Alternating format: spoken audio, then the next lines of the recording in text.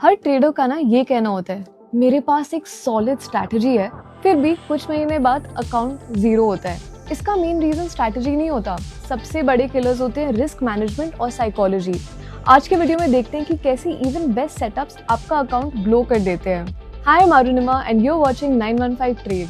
अगर आप मार्केट में सीरियसली बैठे हो तो ये टॉपिक आपके लिए है। हम समझेंगे कि वो क्या 5 मेन रीजन है जिससे आपके अकाउंट्स खाली हो जाए इवन इफ आपकी स्ट्रैटेजी अच्छी है।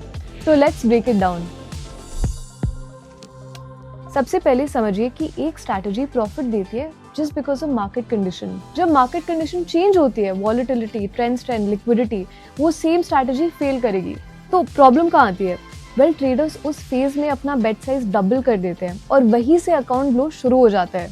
फॉर एग्जाम्पल, शॉर्ट स्ट्रैटेजी काफी टाइम चलता है जब आईवी हाई है, लेकिन जब आईवी क्रैश करता है वही स्ट्रैटेजी आपका पोर्टफोलियो तोड़ देती है। और कभी कभी स्ट्रैटेजी का एज डीके भी हो जाता है अगर उसी स्ट्रैटेजी को ज्यादा से ज्यादा लोग यूज करने लगे। If I take a real example, the 920 straddle. 920 straddle strategy मतलब 920 AM पे एट द मनी स्ट्रैडल को बेच देना और दोनों साइड स्टॉप लॉस लगाना।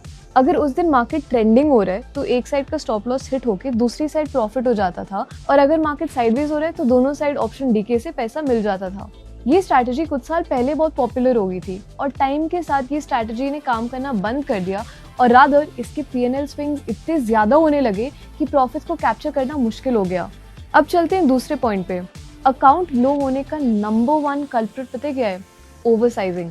रूल बहुत सिंपल है, एक भी ट्रेड में या किसी भी एक दिन पे आपके अकाउंट का 1 to 2% से ज्यादा रिस्क ना करे। अगर 1 to 2% लॉस हुआ तो वो रिकवर होने के चांसेस हायर होते हैं, लेकिन ज्यादातर ट्रेडर्स एक ही दिन 10-20% रिस्क ले लेते हैं। फॉर एग्जाम्पल, अगर आपका 10 लाख रुपए का अकाउंट है और आप 2 लाख रुपए एक ट्रेड में गंवा रहे हो तो 20% कैपिटल तो वही हो गया, और 1-2 ट्रेड्स गलत हो गए तो वहां से रिकवरी हद से ज्यादा टफ हो जाएगी। इस टेबल में आप देख सकते हो कि कितने परसेंट कैपिटल लॉस पे कितना परसेंट का प्रॉफिट वापस कमाना पड़ता है। Now let's move on to the next part which is lack of exit criteria. Strategy जितनी भी अच्छी हो ना, बिना एग्जिट प्लान के यूजलेस है। मार्केट आपको हमेशा गलत प्रूव करेगा, लेकिन ईगो के चक्कर में ट्रेडर्स स्टॉप लॉस हटा देते हैं या फिर होप में ट्रेड्स को होल्ड कर लेते हैं, इवन अगर स्ट्रैटेजी के रूल्स के हिसाब से वो सही नहीं है, और फिर एक ही वैसे ट्रेड में पूरा अकाउंट खाली हो जाता है। Point number 4, revenge trading and FOMO. सबसे डेंजरस पैटर्न है लॉस मेकिंग ट्रेड के बाद डबल ट्रिपल साइज लगा देना। इसको बोलते हैं रिवेंज ट्रेडिंग। इस टाइप की इमोशनल ट्रेडिंग कभी ना करें, क्योंकि मार्केट से फाइट करने से आपकी कभी जीत नहीं होगी। आपको सिस्टमैटिकली अपने ट्रेड्स को प्लान करके, उन रूल्स को अच्छे से फॉलो करके अपने ट्रेड को एग्जीक्यूट करना है। और दूसरा है फोमो। दूसरे लोग प्रॉफिट दिखाते हैं और आप रैंडम एंट्रीज ले लेते हो, स्ट्रैटेजी के रूल्स वही छोड़ देते हो। ये दोनों हैबिट्स ही प्रॉफिटेबल ट्रेडर को गैम्बलर बना देती है। एंड आखिरी point, risk perception. Account blow का असली रीजन है रिस्क का गलत परसेप्शन।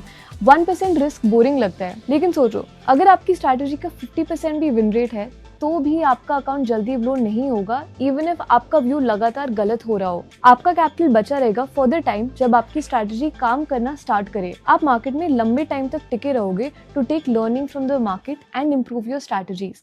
लेकिन अगर आप 10-20% रिस्क पर ट्रेड कर लेते हो, एक ही लूजिंग स्ट्रीक पर पूरा अकाउंट खत्म हो जाएगा। तो स्ट्रैटेजी आपको प्रॉफिट नहीं दिलाती, रिस्क मैनेजमेंट दिलाता है। Remember, please protect your capital first, profit second. जितनी देर आप मार्केट में सर्वाइव करोगे उतना ज्यादा चांस है कि आपका एज काम करेगा। अगर आपको ये ब्रेकडाउन पसंद आया तो चैनल को जरूर सब्सक्राइब करें और कमेंट्स में बताएं कि आपका सबसे बड़ा ट्रेडिंग मिस्टेक क्या था। This is Arunima Rao signing off. मिलते हैं अगली बार।